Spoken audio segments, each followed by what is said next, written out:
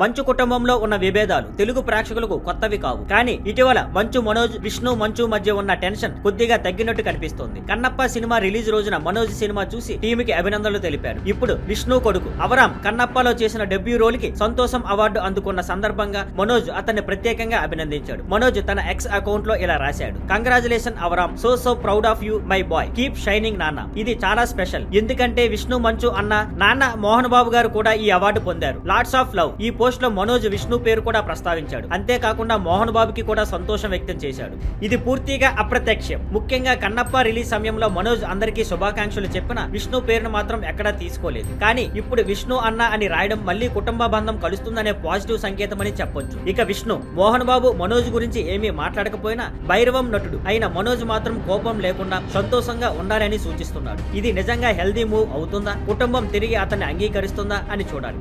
Thank you for watching. Please like, share and subscribe.